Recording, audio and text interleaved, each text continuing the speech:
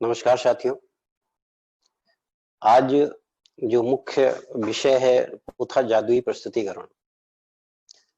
वास्तव में जीवन में सबसे अहम बात होती है कि हम अपनी बात का प्रेजेंटेशन कैसे करते हैं, और हमें लगता है कि प्रेजेंटेशन हमारे किसी भी क्षेत्र के लिए वो आवश्यक बिंदु है जो हमारे मार्ग को तय करता है कि हमारी सफलता उसमें क्या होगी।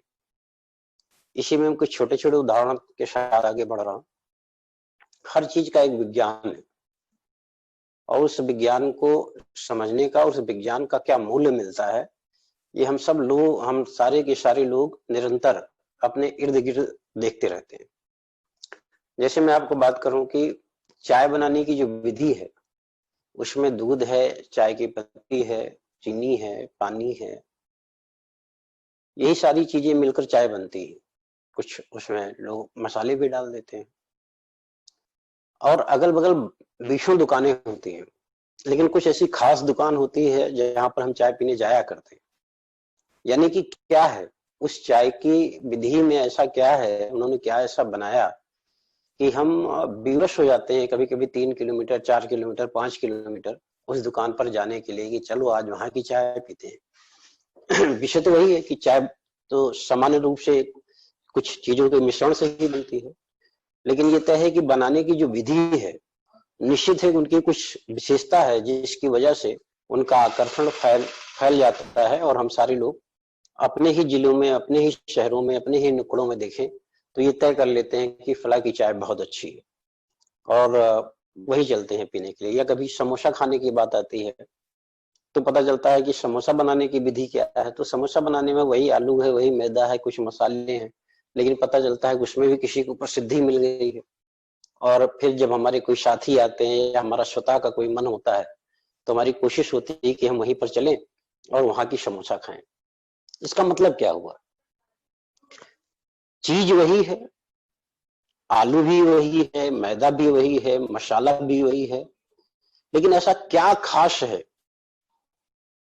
जिसकी वजह से बहुत सारे समोसे की दुकान को छोड़कर हम वहां जाना चाहते हैं? इसका मतलब यह है कि जो बनाने की विधि है उसकी कुछ विशेषता है जो औरों से हटकर है और जो हमें आकर्षित करती है।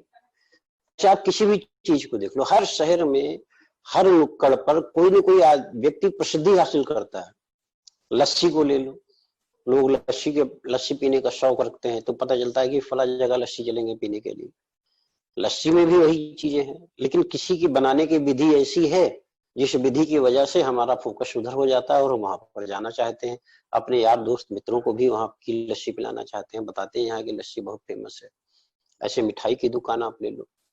यानी कि देखा जाए तो चीजें वही होती हैं, लेकिन परोसने का या बनाने की विधि में कुछ विशेषता होती है जिसके नाते उनकी प्रसिद्धि बढ़ जाती है और उस प्रसिद्धि का उन्हें मूल्य मिलता है। ऐसे हमारे प्रस्तुतिकरण का है। हमारे प्रस्तुतिकरण में भी कुछ विशेष विज्ञान है और वो विशेष विज्ञान क्या है, अगर उसका ज्ञान हमें हो जाए तो सारे जहां का ध्यान हम पर हो जाता है।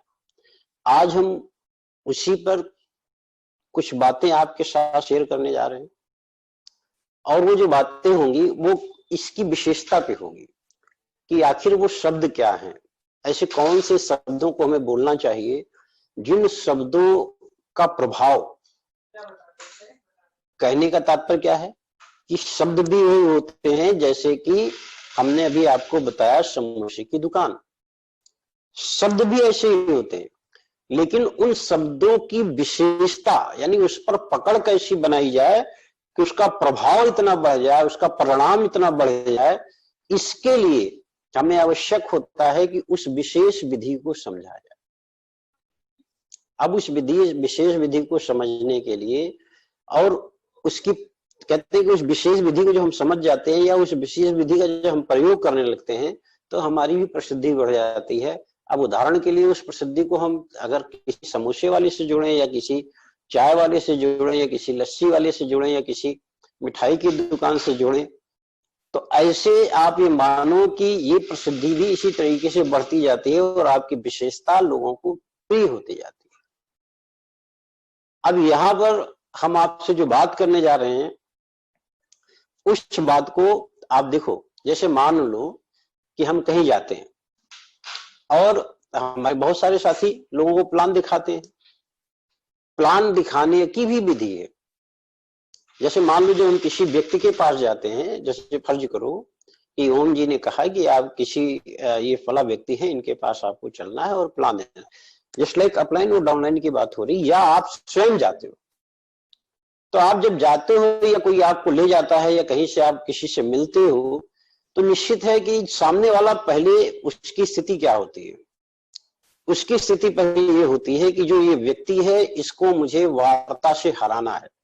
आपका लक्ष्य है उसे बताना, और सामने वाले को लक्ष्य है कि अगर मान लो मेरे दोस्त ने कहा है तो मैं आज इसमें इतनी कमियां निकालूंगा कि ये व्यक्ति जो मेरे पास आया है ये भी भूल जाए कि काम क्या होता है और किसी आइंदा किसी को प्लान देने लायक ना रहे। मतलब आप सोचो कि सामने वाला व्यक्ति कितना जकड़ा है और कितना अकड़ा है ना।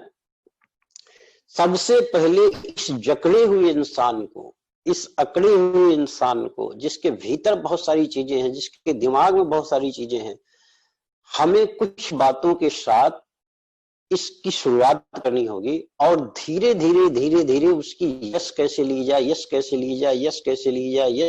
जाए कि जो उसका दिमाग है जो पूरी तरीके से अभी मतलब मुझसे लड़ने के मूड में है, या अभी कई तरह की विचारधाराओं से वो स्वयं भी लड़ रहा है, वो धीरे धीरे जब मेरे साथ yes yes yes yes yes yes yes yes पे आता जाएगा, यानी मेरे प्रश्नों के आधार पर यस, प्रश्नों के आधार पर यस, प्रश्नों के आधार पर यस, प्रश्नों के आधार पर यस, प्रश्नों के आधार पर यस, प्रश्नों के आधार पर यस, तो निश्चित है उसकी मानसिकता में एक बहुत बड़ा बदलाव आएगा और तब हमारी प्रस्तुतिकरण सफल होगी।